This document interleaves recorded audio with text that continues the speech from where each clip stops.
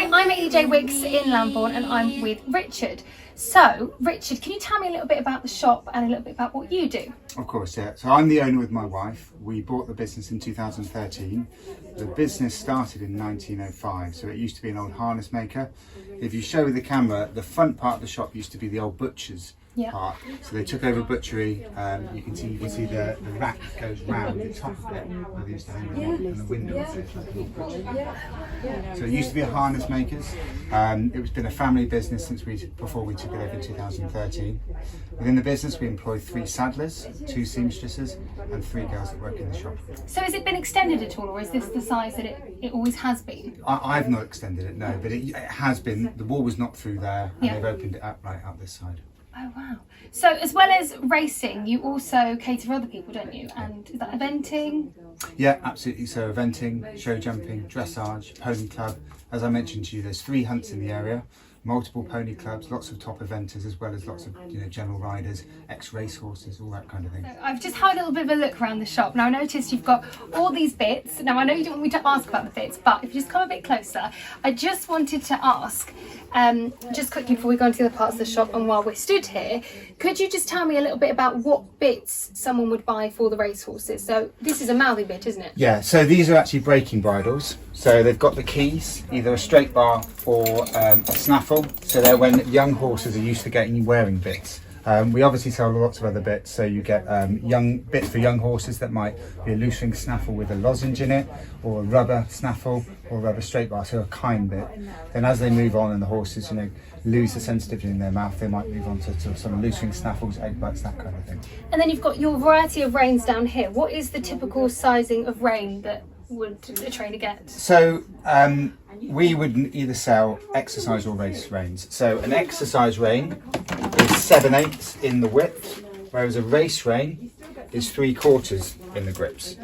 But we sell a lot of synthetic these days, and as I mentioned, that's because they're easier to look after. So if there's infections, ringworm, cross-contamination of diseases, they can dunk the bridles and the reins and the bit in disinfectant, so there's no contamination. The only problem with synthetic is it doesn't break. So leather has a breaking point. If a horse got caught up in a bridle around a post or something and pulled back, the leather would break, which is why they like it, and it does look smarter. Whereas a synthetic, you could pull a tank with it. And then with the synthetic, can you still clean that with normal saddle soap? Well, no, you just use disinfectant, bring it out, and then you can wipe it off with hot soapy water. I noticed that a lot of small trainers, they all use the same sort of bridles and just swap it onto different horses. Is that the same with big yards? Yeah. I mean, some yards these days have a bridle per horse, but that's quite an expense. Yeah. The synthetic bridles are less money than the leather ones. But yes, often they'll have a set number of bridles in the yard, and a rider out might have their own bridle and saddle, and they move them from horse to horse. What's the typical size bit? So we would normally say for a flat yard, flat horses about 5 inch, for a jump yard 5.5. Horses are changing in shape. I know the saddlers, when they fit bridles, the exercise bridles are pretty much one size now, unless it's a very big horse. But we used to sell a lot of national hunt bridles and flat size bridles. Now it's one size bridle, and then we might do a smaller one or a bigger one on the odd occasion, but most horses are the same size. So if you had someone come here, say they were just starting off, their career as a jockey, and they were looking for a saddle, would you help them choose which one is right for them? Yeah, well, we talked about different options. I mean, saddles, you've got half trees, full trees, flexi trees, or there's another saddle on the market called a stride free, which is a bit of a combination. Often it'll come down to price for someone starting out, and also what they find more comfortable. Very surprised to feel how light the stirrups are. So you said these are used for the flat? Yeah, so in flat racing and in jumps, weight is important.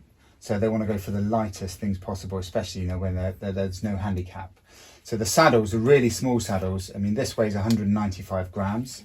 Wow. Very, very strong. So it's got web stirrup leathers, a high composite density tree that's drilled to make it even lighter. The stirrup irons, these are actually carbon fibre, and they would use very, very light stirrups as well. So it's all about minimising the weight on the horse and giving them that extra edge. And these are £100, did you say? There or thereabouts, yeah, they're expensive. And so with that kind of saddle, did you say each jockey would have their own saddle? So they would all have a light saddle, so a light set. So maybe the composite stirrups, a very light saddle, and then they would have heavier saddles if they needed to work under a handicap and make weight. Wow. But they'd have their own sets of medium, lightweight saddles. I can't get over how light this is. Like, because normal stirrups are heavy, aren't they? Yeah. So these are the heavier ones, which are National Hunt, did you say? So a National Hunt jockey might use something like that. But if you think, they only ride on their toe. Yeah. So especially the flat, the jumps will put their foot through a bit more. But in these very, very light stirrup irons, they are literally only riding on their toes. So it's got a bit of grip. And it's amazing, really. Wow. I just didn't, when I held it, I thought, it's going to go down. It just doesn't. That does make sense with all the weight. Wow.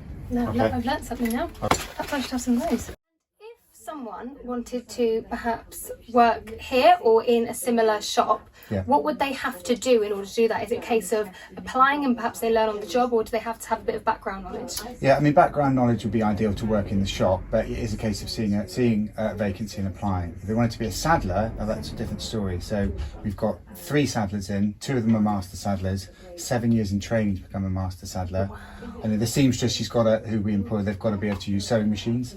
But actually, a girl who's just started as a seamstress for us came in and started working in the shop. She's just a horsey person who had good equestrian knowledge, and said, I wouldn't mind having a go at the sewing, and she's been great. So she's now taken on the main seamstress role.